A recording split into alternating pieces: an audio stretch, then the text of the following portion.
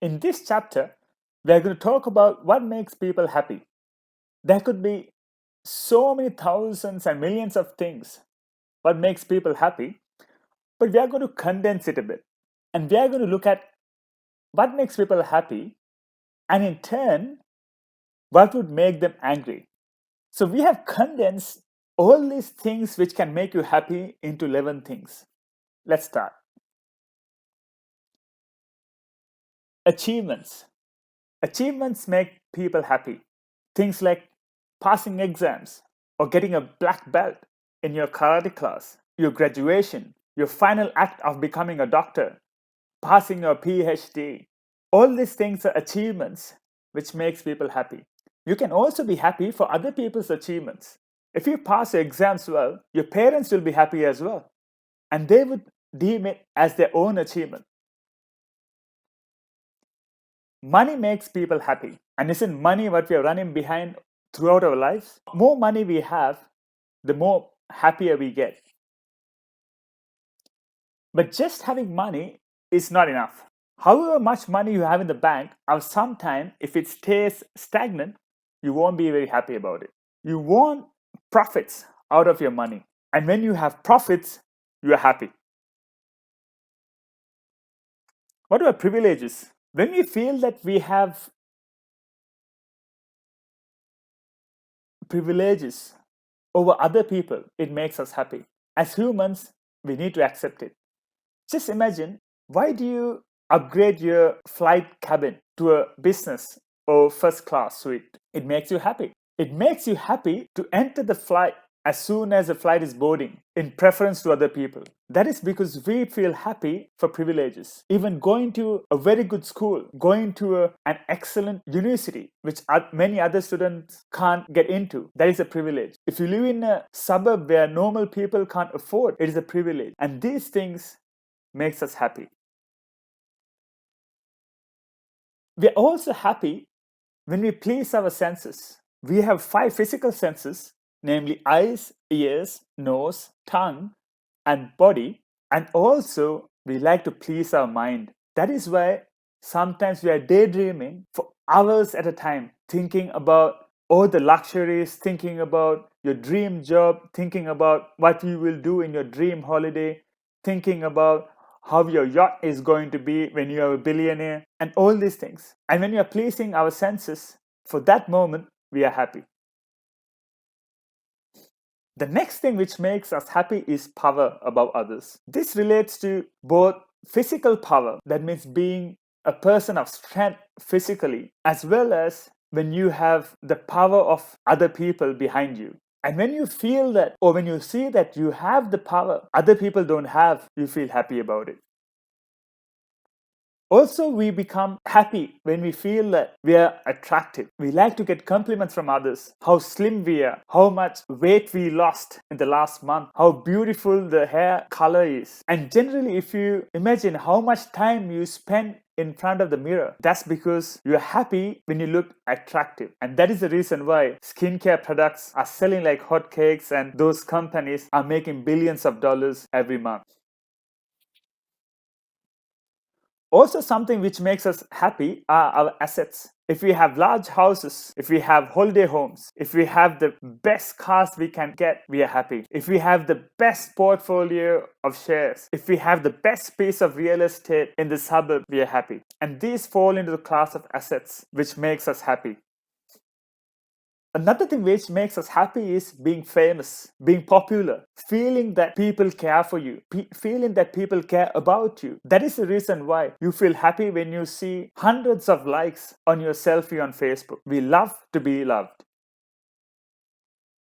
The next thing is good health. Even if you had all those things which we just spoke about, if you don't have good health, you won't be that happy. When you feel that you're healthy, you feel rejuvenated after your jog, you feel so pumped up after your bike ride, you become happy.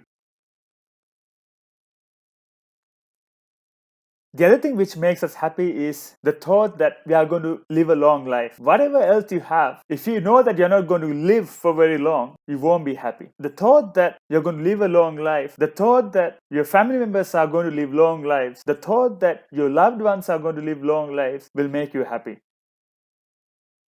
But hang on for a minute. There are 11 things here, but what would happen if even one of them went south? Say that everything is good.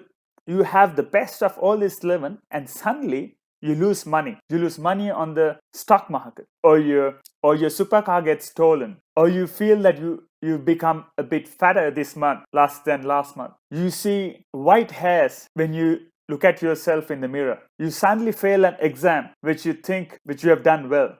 And suddenly, although you have so many good things in your life, suddenly you are not happy. You might call it sorrow, irritation, disappointment, rage, hurt, and so many other things. But remember our definition of anger? Repulsion or dislike towards anything. That is anger. So some people have all 10 of these, one breakdown, and for this reason they commit suicide. Some become just out of control. Just imagine how unwise it is. We have so many good things in our life, and suddenly one of them goes wrong. You just go out of control. We as humans are so incapable of being content with what we've got and work towards making the stuff which are not great at the moment better. If we follow everything exactly as I advise you in the course material, you would extinguish your anger. And not only that, you will see how by extinguishing your anger, you can be content with what you got. And you will see that you don't need to have billions to be a rich man. You will see that if you can be happy with what you've got, you can be the richest man ever.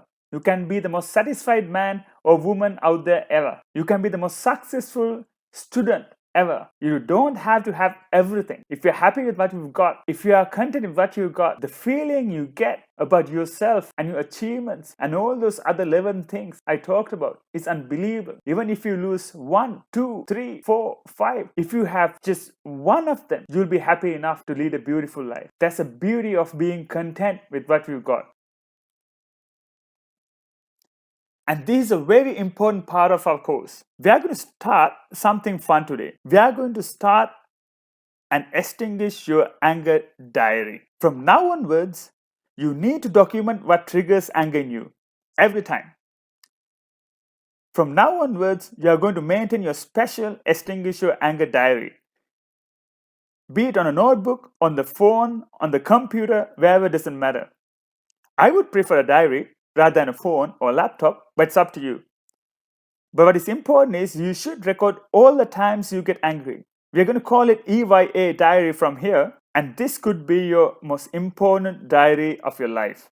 Look, you might not like others to be aware that you're doing this.